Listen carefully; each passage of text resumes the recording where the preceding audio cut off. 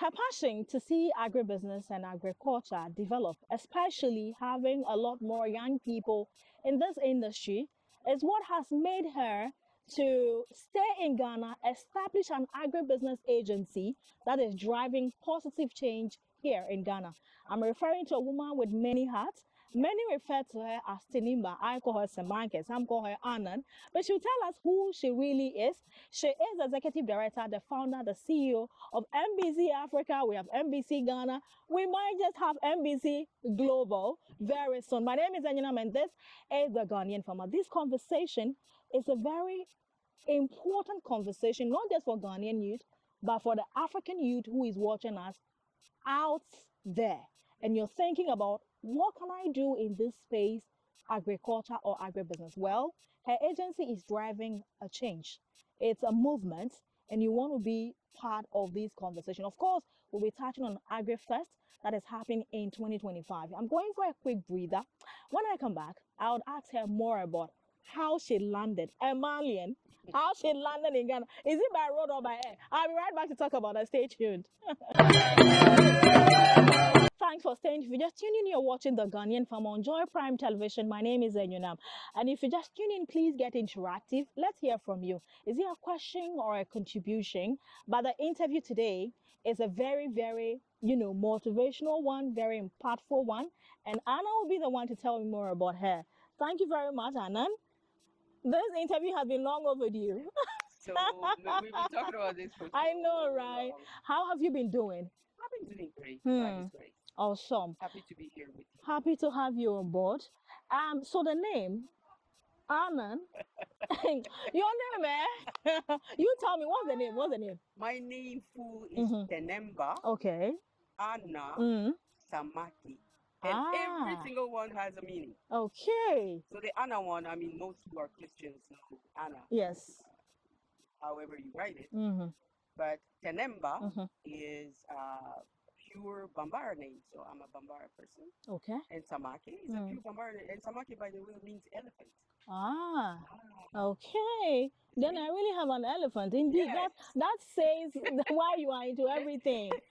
Really. Now, we're talking behind the scenes about in which year did you find yourself in Ghana? Tell me a little bit about your arrival in Ghana and what brought you here. Brings back a lot of memories. Wow. I first came in Ghana for a very quick trip in 2012, but I established myself in Ghana in 2013. Okay. 11 years ago. And I was working for a Canadian foundation. Okay.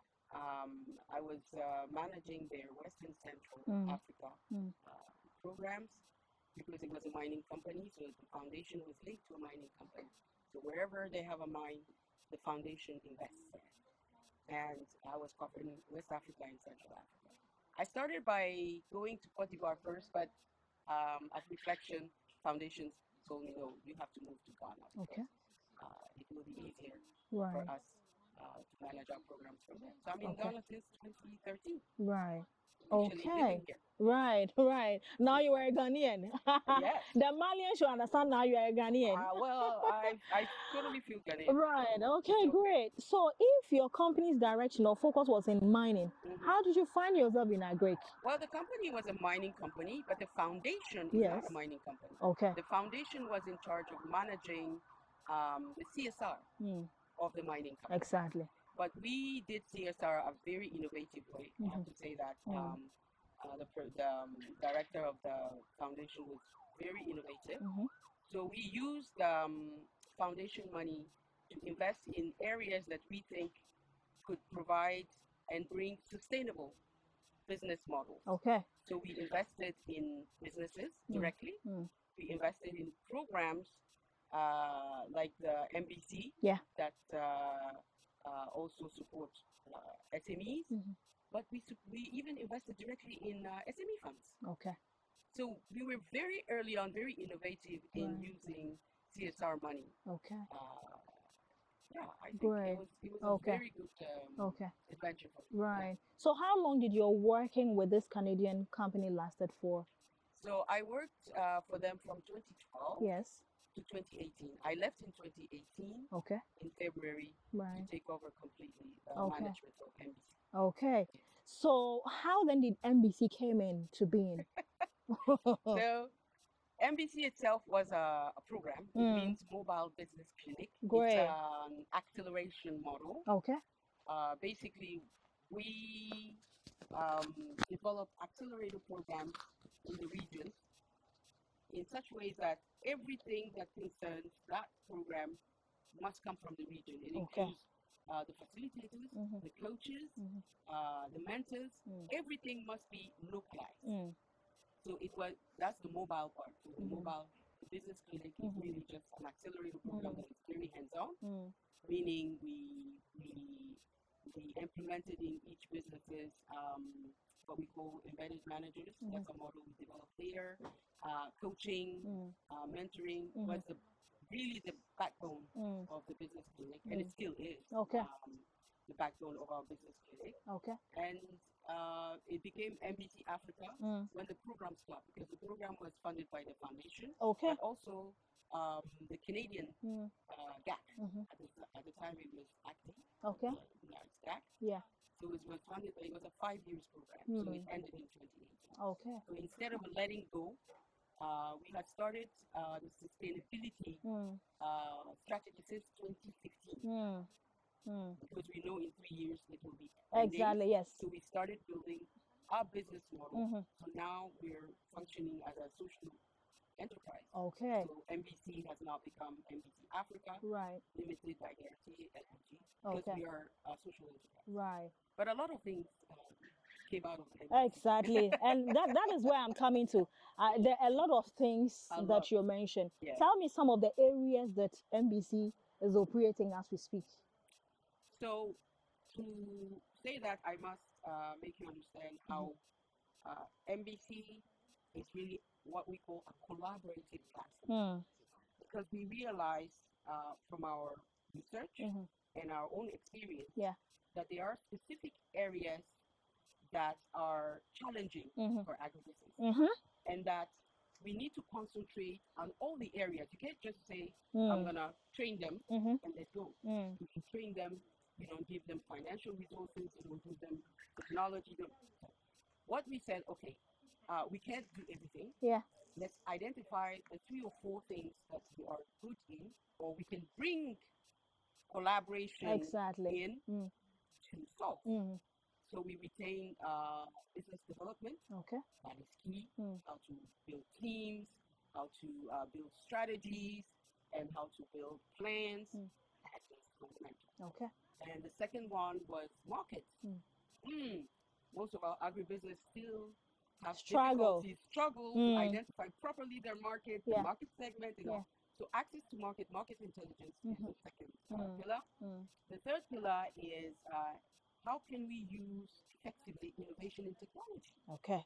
Because technology can help you have better operations. For example, if you're a processing unit, what technology should you be tapping into, depending on the size of your business, and etc.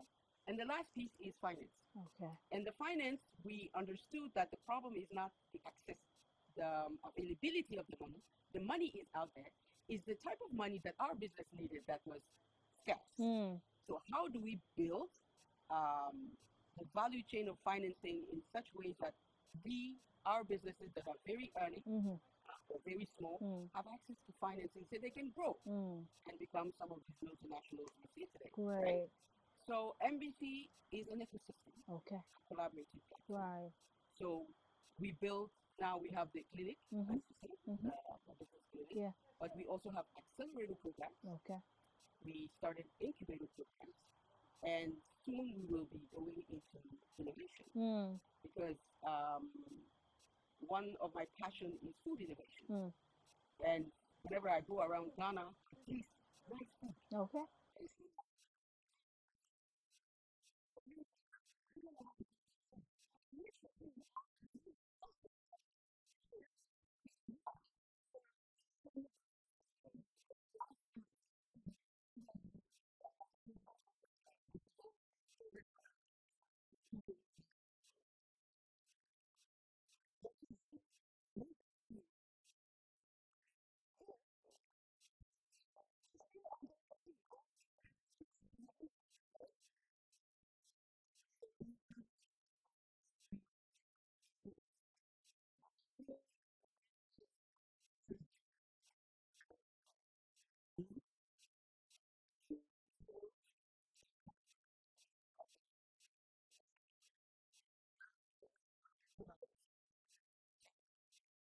So, what is it with helping agripreneurs, those in agriculture, those in the agribusiness, or everybody in the agri value chain? What is it with MBC and yourself wanting to help them to scale up and become a full-fledged business?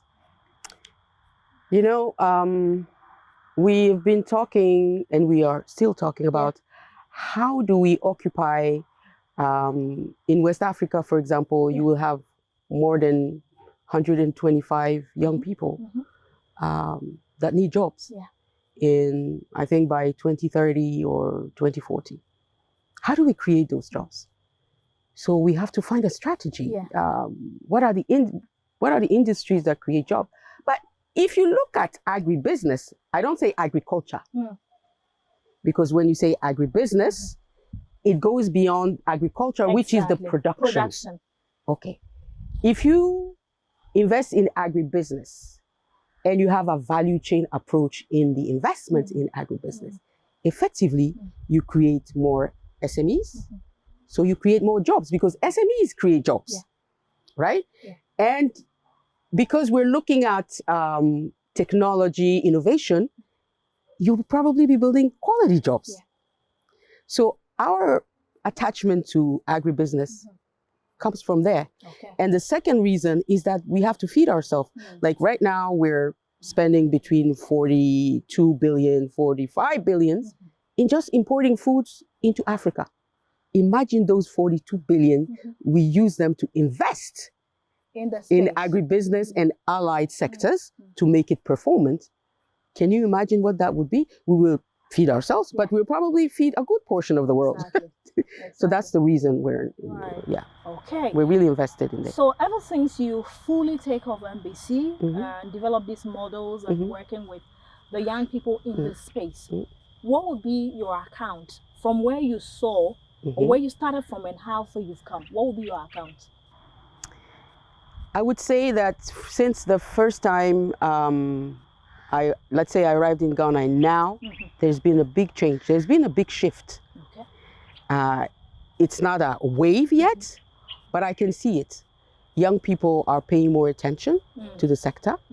They are literally going back, some of them going back in the rural areas into the production side, which was not the case 10 years back. And they are building more technology and innovative agribusinesses, which now calls for even more investment. Because before we would say, oh, we need this number of billions to invest in the smallholder farmers. No, now we need twice or three times that. So these are the shifts I've been seeing. So we as ecosystem players, we also have to evolve and be part of the evolution of and especially how do we work with the young people so they succeed in that evolution. Otherwise, I think there's been a lot of change since I must say. A lot of people, being it from neighboring African countries, try to come and establish businesses in Ghana. Most of them will face a lot of hurdles, setbacks, and run away. Some of them would start to a point but don't get the team to actually make it work and also collapses. You are from Mali. You came to Ghana to work for an agency or an international organization. You stayed after resigning and then built MBC. How did you do it? I had my struggles. I had my struggles. Right. I had my struggles because the main challenge is really the human resource. Finding people who are ready to work with startups, because I was a startup in 2018. And I understood the pain of the startups around me right now, because having the right people at the right time will decide of your success. Because if you don't have the right human resources support when you start or when you grow, you will fail. Okay? That's the first thing. Second thing is access to financial resources, and that we share with all our neighboring countries, because SME is positioned or viewed as a very risky investment. SME in agriculture, more risky. SME in agribusiness, risky. SME women or youth, So you have multiple layers of perceived risks that makes it very difficult for you to access to financial resources. So we had our struggles, having people understanding that you're trying to do innovation, to innovate in your sector.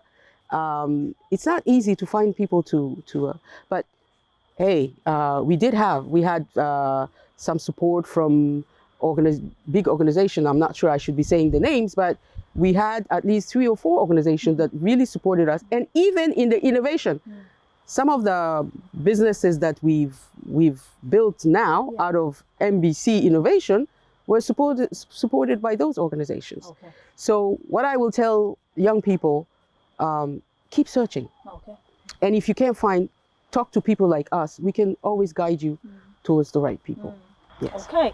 Would you say that you succeeded in building this huge agency or organization we're seeing now because you've stayed and worked in the ecosystem for a while before establishing? Yes. Because for the diasporans who are coming, being it from Togo, Nigeria, from Mali, or from even Europe, coming down, just like where we find ourselves, but for Ghanaians, he left the US to come and establish in Ghana. It was a struggle, but today he's doing quite well. You have to be patient. Exactly. So what do you have to share also with the diasporans who are coming down to establish business, being it in the agribusiness space especially, because the interest there is pretty high. It's really high. Exactly. I can attest on that.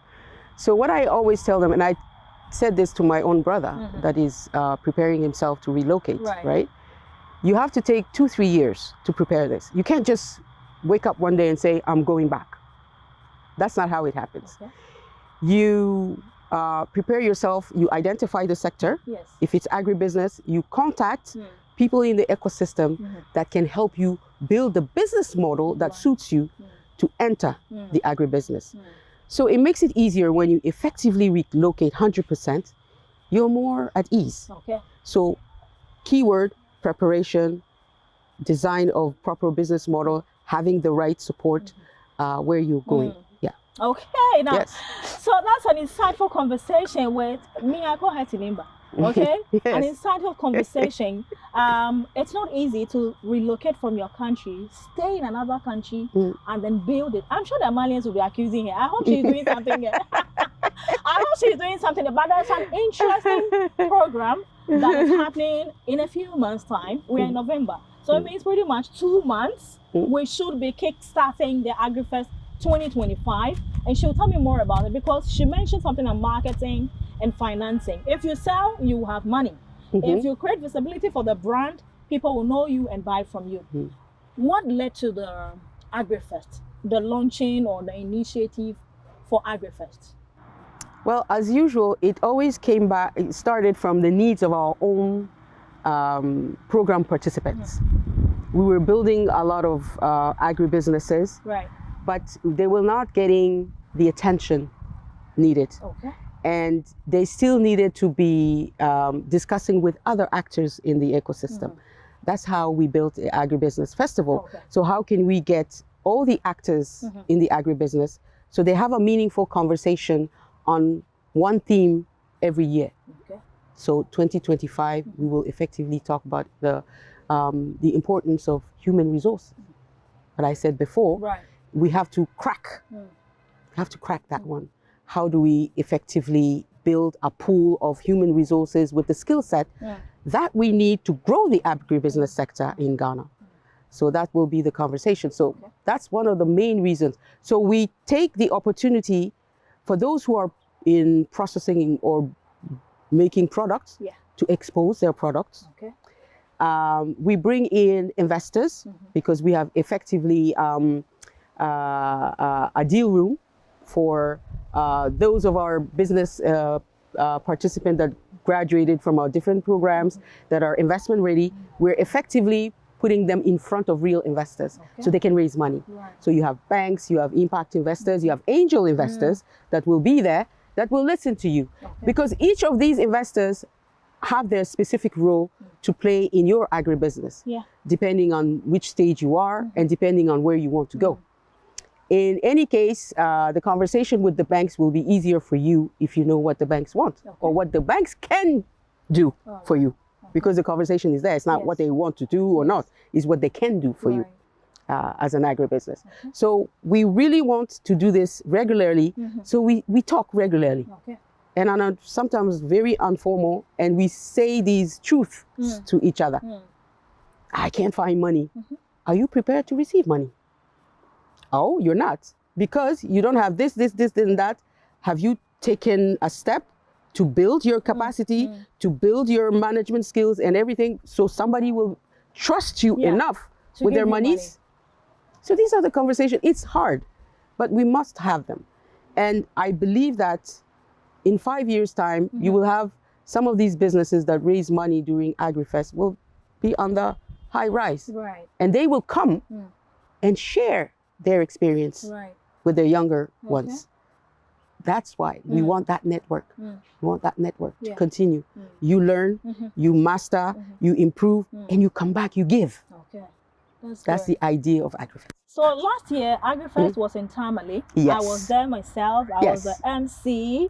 Hello. It was a great event. A lot of high-profile delegations. We had breakout sessions. We had enough discussion. In fact, there was food to eat, and there was a lot of exhibitions. A lot of African-made things for you to see, buy, network, and all that. This year, next year, 2025, is happening in Wa. In Wa.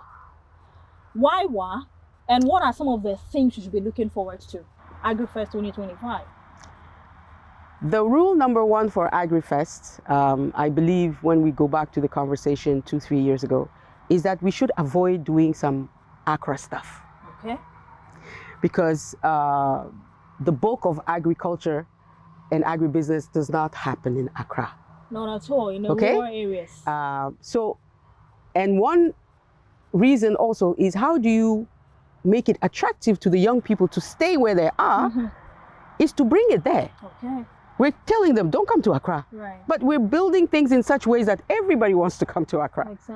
So the idea is that we do it where they are, and we want them to build businesses, build wealth where they are from.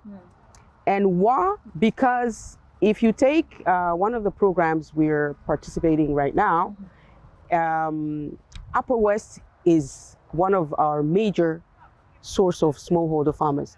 They are well organized.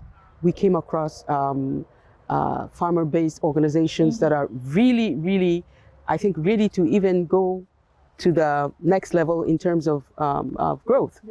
So I said, okay, why don't we do it in Wa this time? Because we want it to turn. So Tamale, Wa, I think 2026 we're looking at Volta, so we want to come down.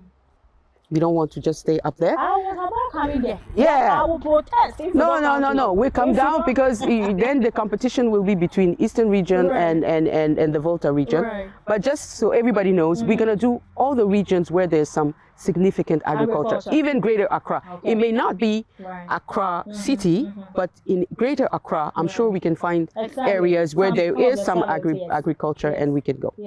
Okay. So guys, if you're out there, you are in Wa, or you are coming down to enjoy Christmas in Ghana, don't run away before January.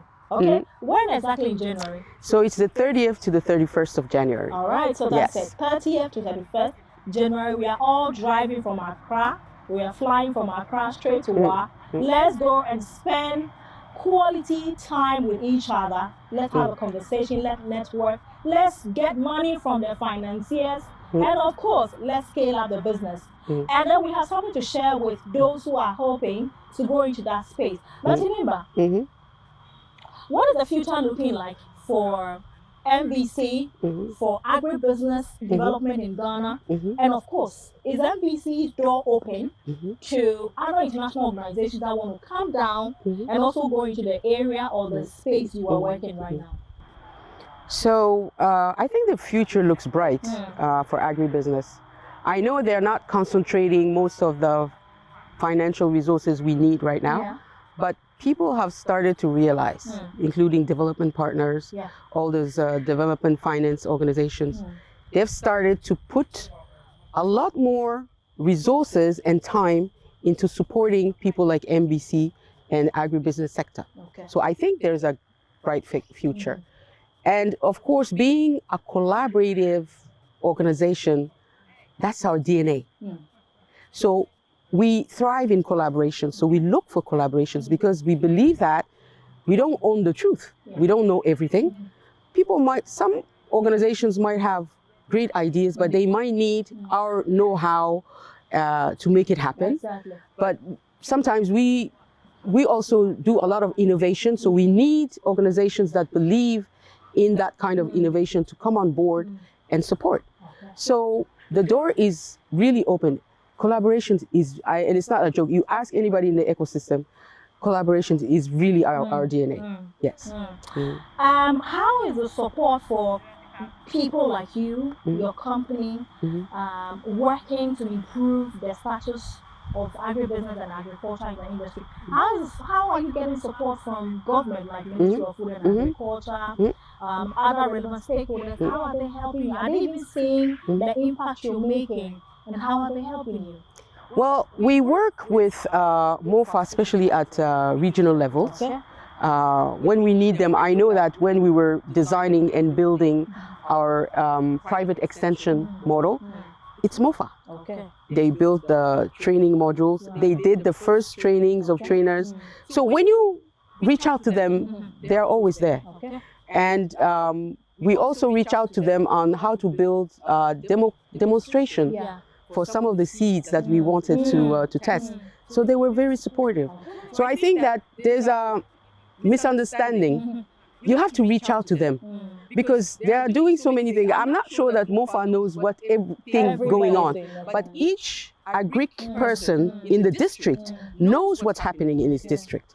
So our best conversation person is the agri district person. Yeah. And now if it goes back up there, I don't know.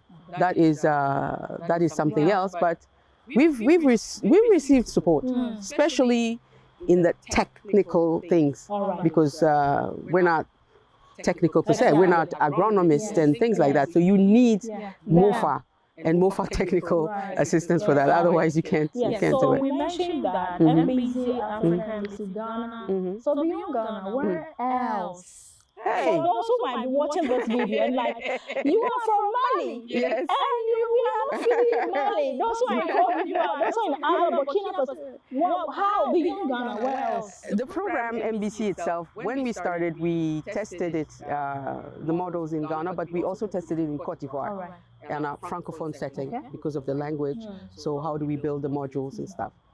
So there is an MBC Cote d'Ivoire, but since COVID, it has not been really functional. But we really want it to go back out. But right now we have an MBC Mali. Yeah, because I can't do all this thing and I don't go back home. So we have an MBC Mali, and we're trying to scale, bring everything that we've been doing here, but customize to Mali, Burkina, and Niger, because these three countries are really similar in their agribusiness and strategy. So right now, physically, we can intervene in, say, in 6 countries, which includes Nigeria, because we have programs that are regional. Our SHIBA program, She Equity Business Accelerator program, is a regional program because it's virtual. People don't know, but we reach. We have businesses from 6 to 7 or 8 countries in West Africa that we train, women-owned and led businesses.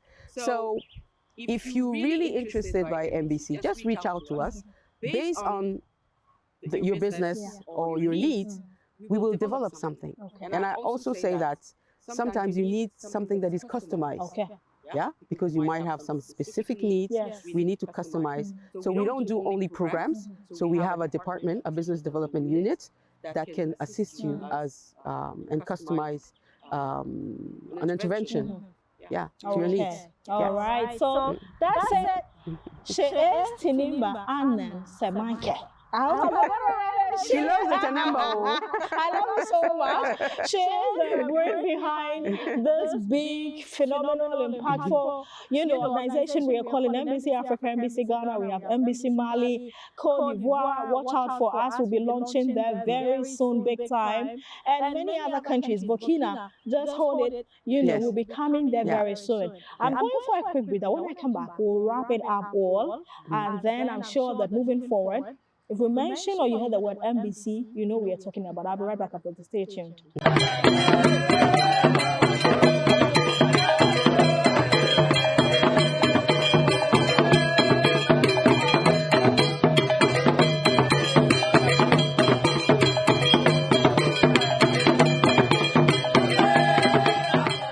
Thanks for staying. An insightful conversation, and it's all about Africa, not just Ghana. That's what we're encouraging everybody who comes down to invest should think about. It should be Africa, not just where you're coming from. And that's what I love about her. So, Tiniba, we are wrapping up the conversation.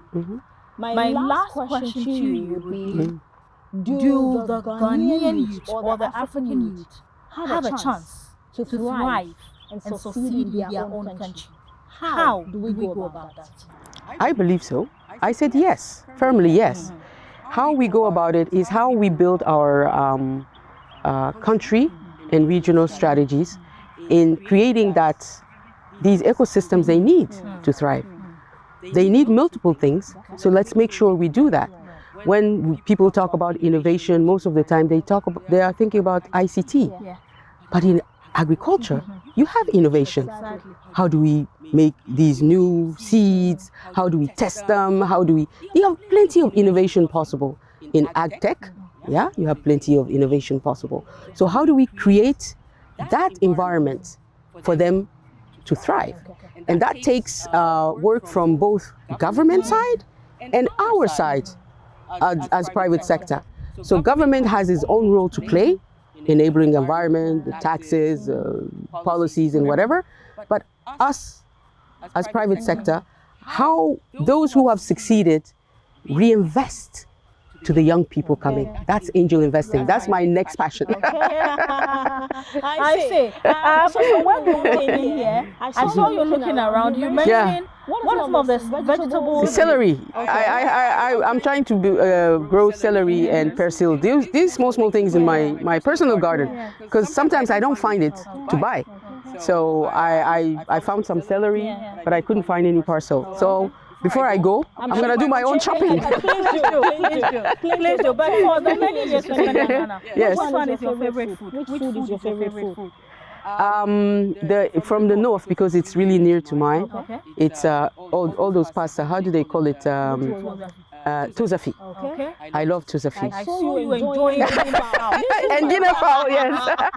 I love Tozafi. I love the beans too, but not the wachi. Okay. I don't like wachi, but I love anything that is made from beans. Okay. You have different and plantain. Yes. We have a candidate here. All right, so before we go, let me tell you. So this is the early bird discount. The early bird discount for Agri Fest 2025 happening in Wa. Okay, in Wa. Now the theme, like she mentioned, is human capital, the success factor in agribusiness. I always tell my farmers that if your farm will succeed, it has something to do with the people surrounding you, your neighbors, okay? The people you're working with. If the farm will succeed or will not succeed, it has largely something to do with them. So this year or next year, I don't know why, next